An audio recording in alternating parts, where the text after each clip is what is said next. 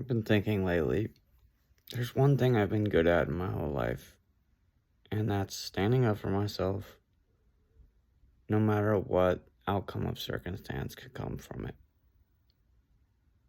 Not everybody has that power. Not everybody is not scared of dying, and not everybody is given the life I've been given, which is not a life full of privilege, but a life that has had some along the way, and a life that has had quite a bit of pain and heartache and lack of privilege along the way as well. I've lived a certain duration of my life where I did buy into victimhood. And it's not that hard to get to the place mentally where you understand why I would think the way I used to. Actually makes a whole lot of sense when you include empathy into the deal, but in the words of Andrew Tate, some people are so well off that they can look at your t-shirt and judge you, right? And quote, it's not word for word. I might have said it even a little nicer than he did, but yeah, you can get to a point where you close your heart off from people. And I think at the end of the day, men and women are our brothers and sisters. And they're gonna make mistakes, they're gonna go the wrong way, and they're gonna even play into victimhood. Comedy's great for that. Comedy's great for showing a victim why they're not and laughing about it, but not to bully them. Just to show that, like, hey, life's a little more lighthearted than you'd like to believe. We can all sit back and look at dumb decisions, and we can look at mistakes, even prison time, as not funny, but you were pretty stupid back then, I look at the old me, thank God I'm not dead, firstly, because of, just the ability for people to protect their property at all. That's something you have to be thankful for if you've ever stolen. And now there's people that are stealing from corporations. They're held to a legal standard that's so much higher than an individual is held to. And so it's not as dangerous to steal from a corporation. And I'm at a point where I don't think it's cool to do it.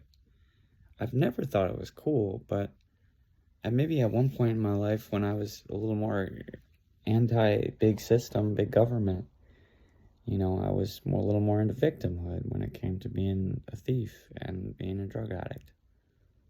But recovery has been such a long process, and, changing has been such a long process, especially getting out of my own victimology, like getting out of my own head and figuring out, like, what was my fault and what was, what am I responsible for? Where have I led myself, and what have I done? What haven't I done? Being ruthlessly introspective is one of the most important things you can do for your own self-love, because it allows you to truthfully love yourself. And I don't buy into the idea that human beings aren't set up to know the truth. No, we created systems that lie to us. And we created the systems. They didn't create themselves to lie. We did. And now they lie.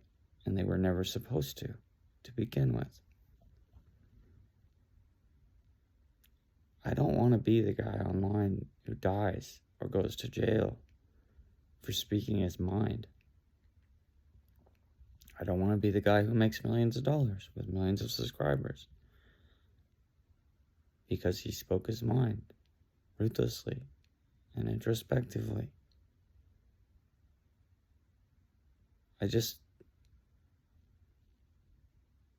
I want God to know that I've been trying this whole time. And I know God knows that. But what good am I to a brother or sister if they don't know that that's how I feel about myself? Now that I've came through all this path, now that I've gone such a long journey, of really just ultimately finding out that, nobody's perfect. Nobody doesn't make mistakes. And the intent of the heart is, in my opinion, the basis for sin. Contempt. Anger is a secondary emotion. Let yourself get to anger. I caught myself doing it last night.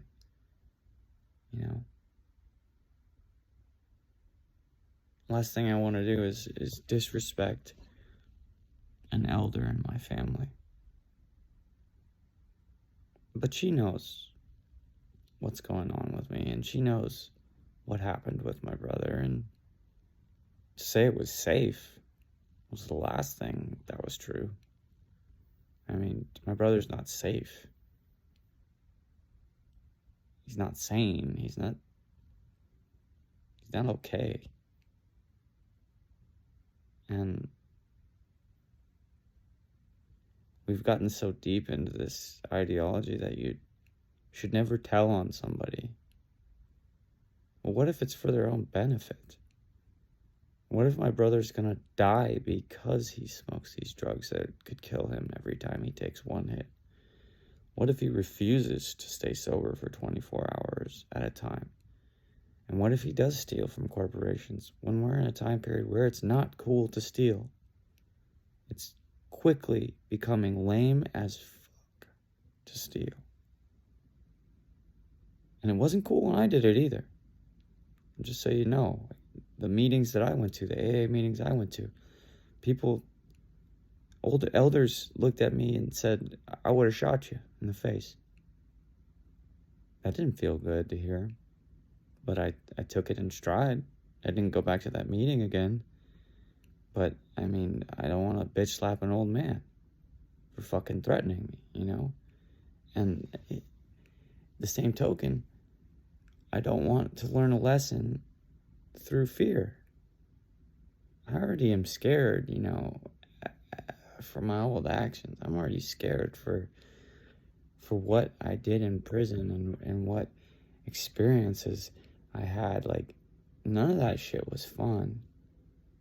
And, that's what the same thing that all these people who went to prison are saying, really, at the end of the day. It's not that we all agree, but I think we all can see eye to eye on one thing, and that's that the system's not working. On the outside, on the inside, we need to make some adjustments. And, ex-criminal or not, it's not okay to put American people in a position where drugs are pushed on the streets, killing their family members. They're put between a rock and a hard place because they can't snitch. They can't tell on anybody. But then there's this flip side of nobody saying anything about your brother, just let him go kill himself on the streets. It's no. Someone needs to hook that motherfucker and book him. And I'm happy to say that. I give a shit about my brother. Other than his lack of safety for his own self-love. And my dad would be proud of me for saying that. Unfortunately, with my fucking history, of course, my dad was in the DEA. My dad was a narc. So, I think you can understand why I have this unique perspective on the idea that it's, snitch or not. This is my brother. He's past 10 ODs. And I'm not going to welcome him into my home. I don't want him in my home. Ever again. Really, until that day where he's been sober for years and he can earn trust. But being a man who earned trust, being a man who made that walk, who always has worked hard and, maybe it even has been taking a little more than he's been given lately. I still can't attack my own character, and I refuse to. I've never been the guy who asked for handouts from everyone. And I've always pulled my weight. Aside from, areas of life where I struggled in addiction and struggled in mental health. And mental health, I mean like having a good perspective on life. Having a perspective on the law of the land. That's all important things. You can't disrespect the law and then expect to be some anarchy king. It doesn't make sense to me, and maybe I'll never be, accepted into the thug life or whatever the fuck it is. I'm happy that that's not the case. And I guess this world is not for me, I don't want attention. I want change. And I think there's a lot of other people like me who are too scared to speak up. There's a lot of other people like me who don't want to fucking get arrested for social media posting. A lot of other people like me who don't want to put the name journalist after a hashtag. I don't like that. I'd rather go make jokes on a stage. I'd rather watch movies and help write jokes on a script. It's not that complicated to be funny. But it's not funny when the country's falling apart. And I think comedians know what I mean by that. It's not that your jokes go too far. It's that we've all been through too much for some of these jokes to even fly to begin with. You give a shit if you're Jewish, Palestinian, give a shit if you're black or white, Mexican or fucking Paisa or Southside or Norteño. I don't care. At the end of the day, have some fucking respect for the law. And I'm not telling you to, I'm not threatening you. I'm just saying. It's not that hard. It's not that hard to not fucking deal shit that kills people. It's not that hard to not pimp women and make them feel like they're fucking objects. It's not that hard to go the fucking speed limit on the highway. And if you gotta speed every once in a while, take the ticket, whatever. But if you're drunk driving, you kill a family, go do 10 years, you fucking loser. I mean that. It's not that complicated to follow the law. And that's really where I'm just so confused on defunding the police, so confused on protests, and I'm not even going to bring specific ones into it because it's not ever about one or the other. It's about people who are wrong that are wasting everyone else's time, and it's about the 9-to-5ers being looped into some brainwashed race. No, we've been paying the taxes. The 9-to-5ers are the ones who've been supporting the system. The 9-to-5ers are the ones who fucking built the roads, built the fucking judges, courtrooms. Martin Luther King was a person who stood up for civil rights, for human rights, for peace extremism. And maybe not to the point where you're letting people walk all over you, but I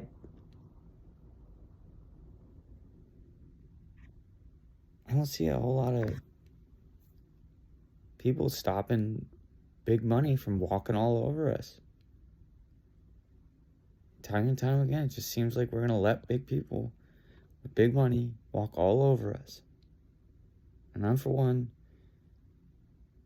there was this lady who, she had just said to me she hates men when I was in line at the store because she recognized me online or something. And so As a result, her husband walked by that day while I was checking out. I think her sister might have worked at the pharmacy that I work at. Maybe it's her. I don't know. Can't really recognize if they're like related or what. But her sister has bad customer service, and I did something about it. I made a post and was like, it's not your job to be a bitch. And I didn't call her a bitch, but she was acting like one. Anyways, this other lady, she's at the, checkout line, and she wants me to, she's trying to like tell me, come on, dummy, come over to this one, I'll take care of you. And I looked her in the eye and I said, no, I'm going to wait for this check lane to open up. Just standing up for my self-respect when it comes down to that. She's a black woman, but it has nothing to do with her race. It has everything to do with the fact that her and her sister went out of their way multiple times to influence my life. And so I'm going to do the same. Go out of my way to influence their lives. I'm not going to say where they work. I'm not going to say what their name is. I'm not going to say where I live. And I am going to say that their race has nothing to do with it. It's their attitude that has everything to do with it. If you got a shit attitude, if you can't respect common decency of privacy, common decency of the law, then just be a criminal, because that's what you are. This wolf in sheep's clothing shit is really getting old to me. I've never been one. So you're making the people who actually fucking care, who actually love, actually want to make a difference look bad. And for that, you should be ashamed of yourself. I don't know who I'm talking to. If it convicts you, you're probably guilty. Peace.